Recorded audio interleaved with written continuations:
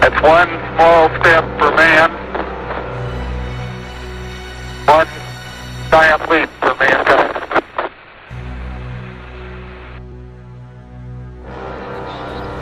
Before this decade is out, of landing a man on the moon and returning him safely to the Earth.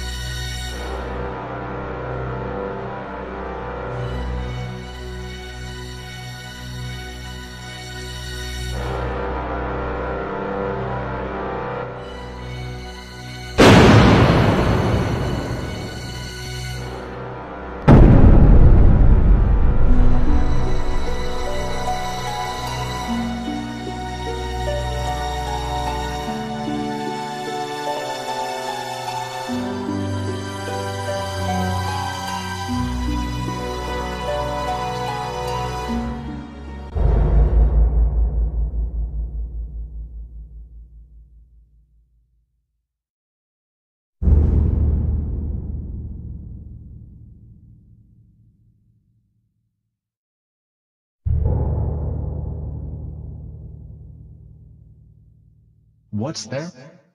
Mission Control calling Apollo 11. These babies are huge, sir. Enormous. Oh my God. You wouldn't believe it. I'm telling you, there are other spacecraft out there, lined up on the far side of the crater edge. They're on the moon watching us.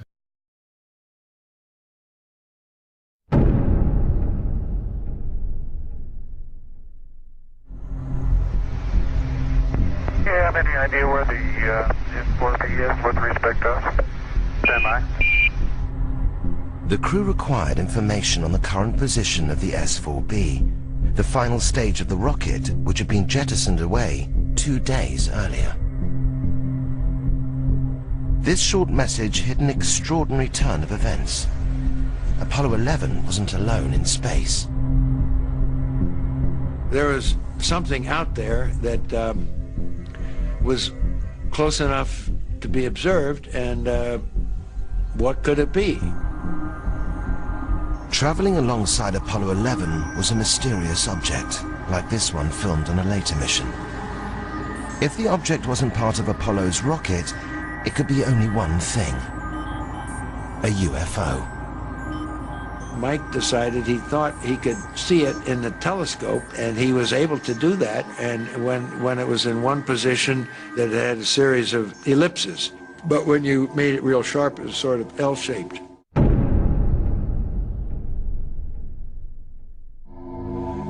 Now, obviously, the three of us were not going to blurt out, "Hey, Houston, we got something moving alongside of us, and we don't know what it is. You know, can you tell us what it is?" We weren't about to do that, because we know that those transmissions would be heard by all sorts of people, and who knows what somebody would have demanded that we turn back because of aliens or whatever the reason is.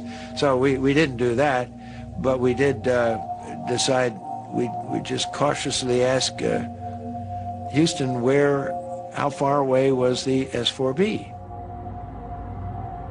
Unaware of the drama unfolding in space, Mission Control radioed the position back to Apollo 11. Apollo 11, Houston, the S4B is about 6,000 nautical miles from you now, over. And a few moments later, they came back and said something like it was 6,000 miles away because of the maneuver. So we really didn't think we were looking at something that far away. So we decided that after a while of watching it, it was time to go to sleep and not to talk about it anymore until we came back in debriefing. To this day, whatever it was the crew saw has never been positively identified or officially acknowledged.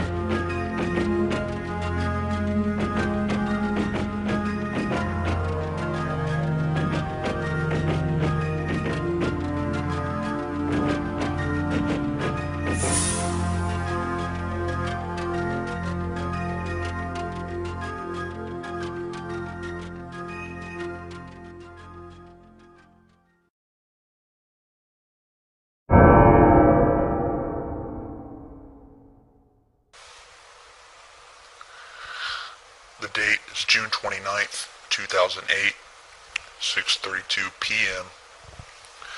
I'm creating this message to let the people of the world, or whoever happens to hear this, know the truth about what is going on with regards to the alien presence in our world, as well as interstellar space and within our own solar system. I myself am a worker in one of the underground bases located near Groom Lake. I have done my work there for the past 8 years, and within the next coming months will be discharged. Now, what I'm going to tell you, you may want to take with a grain of salt, but I assure you, everything that I am about to say is truth, is fact. And whether you know it or believe it or not, everything that I will tell you is common knowledge within the Black Ops community at the most highest and secretive levels. Now, as I said, I've worked inside an underground base near Groom Lake for the past 8 years, and have done my work there as a researcher and analyst, working within the realm of the ET program, as we call it, or as it's known in the Black Ops community as G28.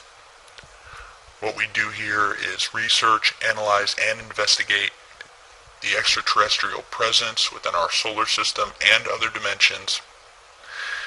And what I'm going to tell you today is the truth about what is going on.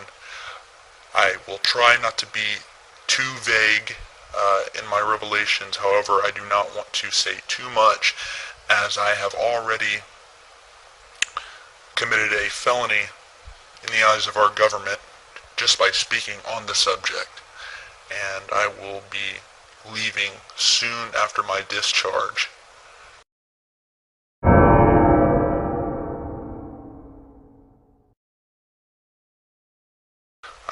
One of the last things that I will reveal, and that is definitely a fact, and that I have been briefed on, and that many other people involved with the Black Ops community have been briefed on, and that is our own moon, which does in fact have alien bases on it, and also has bases from our own government.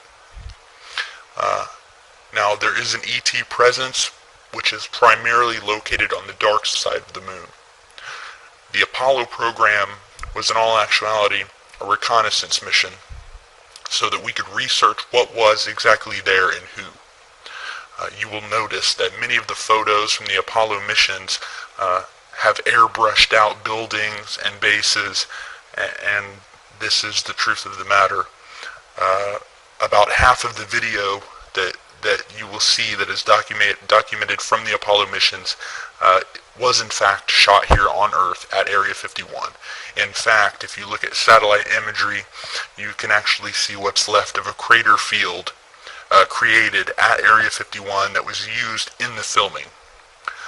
Now, the truth is that most of the footage from the moon was simply cluttered with bases, with alien buildings, and from what one astronaut said, and I'm quoting, what were a constant presence of alien vehicles flying over the surface, cluttering up the footage. So again, they showed the American people what they could, and recreated the rest here on Earth that they couldn't show. From what we know, the dark side of the moon is where most of the alien presence is located. It's a more primitive alien race from what we can see, and our research tells us. It's more primitive than the alien beings you would see on higher dimensions, but still thousands, if not millions of years ahead of us. Now, we have our own bases, which are primarily located in or near the Sea of Tranquility, which is the site of Apollo 11. And also one base that I know of located near the crater Sabine D. To this day, we're still sending secret missions to and from the moon. However, I do not know the complete details of what we are doing there.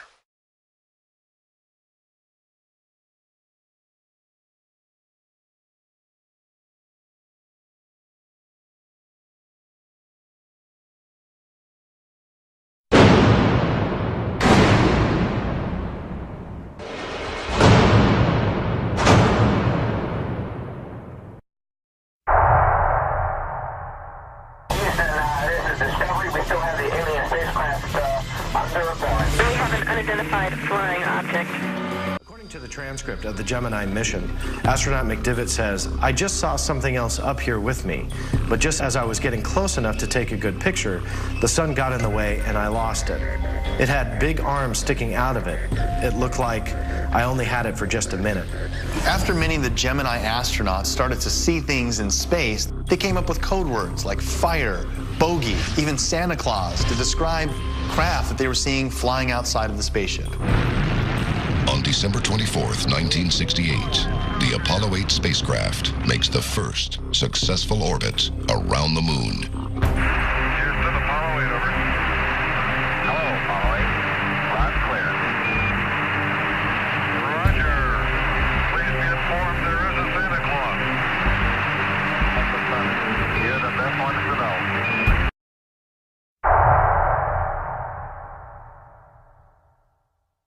NASA already knew from the inception, sending people to the moon, that they had planned on doing some type of communication with other advanced beings. When Buzz Aldrin and Neil Armstrong first walked on the moon, they planted an American flag and a plaque commemorating the mission. But they also reportedly left behind two items with a message. One was a gold olive branch of peace. The other was a silicon disc. On it were recorded statements of goodwill from 73 world leaders and the names of key U.S. Congress members and NASA. But if NASA never anticipated making contact with alien life, why did they prepare these greetings of peace before they went to the moon?